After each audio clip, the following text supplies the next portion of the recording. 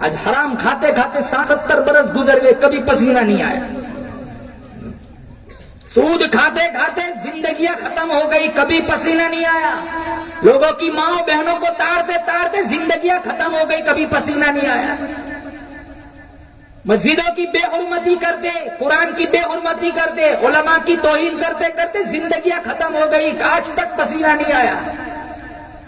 جن لوگوں کو پسینے آتے تھے ان کی زندگیاں کچھ اور تھی۔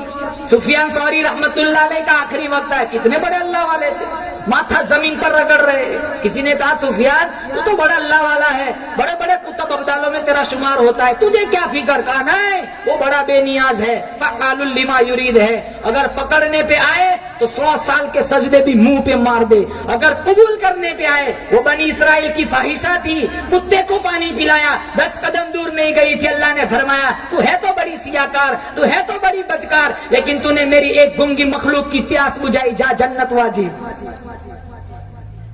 اور پکڑنے پہ آئے مسلمانوں 500 سال کے سجدے بھی منہ پہ مار دے۔ اللہ کو کیا ضرورت ہے؟ ہم 4 نماز کیا پڑھے، ساری دنیا کافر نظر آنے لگتی۔ 100 روپیہ مسجد میں چندہ دیتے، سینہ چوڑا کر کے چلتے جیسے جنت کے ٹھیکیدار ہو۔ آج ہم اپنے خیال میں متقی بنے پھرتے، خدا کی قسم کل چھلنی لگے گی تب تقویٰ سامنے آئے گا، آج تک پیٹھ پیچھے کیا چلتا رہا۔ یہاں دل کا تقویٰ دیکھا جاتا ہے، دل کی نیتیں دیکھی جاتی ہے۔ آج ہم پیسہ خرچ کرتے ہیں، ہماری نیتیں صحیح نہیں۔ 5000 مسجد میں دیتے، اگر ظہر میں دیے تو عصر میں جھگڑا کرتے، ابھی تک میرا نام بورڈ پہ کیوں نہیں آیا؟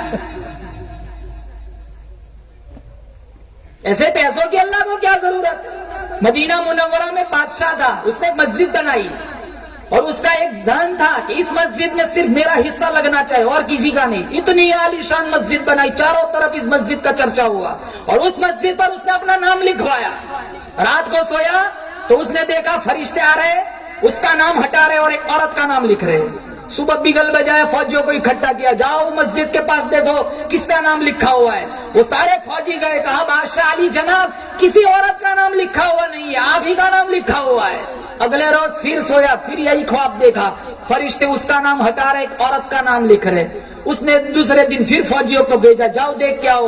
فوجی پھر واپس آئے، کہا علی جناب آپ ہی کا نام لکھا ہوا ہے اور کسی کا نام لکھا ہوا نہیں ہے۔ تیسرے روز پھر یہی خواب دیکھا، چوتھے روز بھی یہی خواب دیکھا تو بادشاہ سوچنے لگا چل میں ہی ملاقات کرتا ہوں اس عورت کی۔ بادشاہ پہلے مسجد میں گیا، نام تو اسی کا تھا، عورت کا نہ تھا، لیکن عورت کا نام اس کے ذہن میں تھا۔ اس نے ڈھونڈا، ایک جھونپڑی میں بہت بری عورت تھی جس کا اشارہ اس کو خواب میں کیا گیا تھا۔ وہ بڑھیا کے پاس گیا اور بڑھیا سے جا کر کے پوچھا تو جانتی ہے یہاں علاقے میں ایک مسجد بنی ہے؟ کہا ہاں جانتی ہوں، بہت عالیشان مسجد بنی ہے۔ کہا سچ بولنا جھوٹ نہ بولنا، اس مسجد میں تیرا حصہ کیا لیا ہے، تیرا حصہ کیا لگا ہے؟ وہ عورت کہنے لگی غریب ہوں، ڈھنگ کی جھونپڑی بھی میرے پاس نہیں ہے، میں کہاں حصہ لگاؤں گی؟ ہاں ایک بات ہے۔ کہا کیا؟ کہا اس مسجد میں جتنی اینٹیں لگی ہوئی ہے وہ اینٹوں سے لدے ہوئے گدھے جب میری جھونپڑی کے پاس سے گزرتے تھے میں صرف گدھوں کو پانی پلاتے تھے۔ کیا عمل دیکھا؟ تو بادشاہ رونے لگا، کہا میرے کروڑوں روپے کی مسجد ایک طرف، تیرا پانی پلانا ایک طرف۔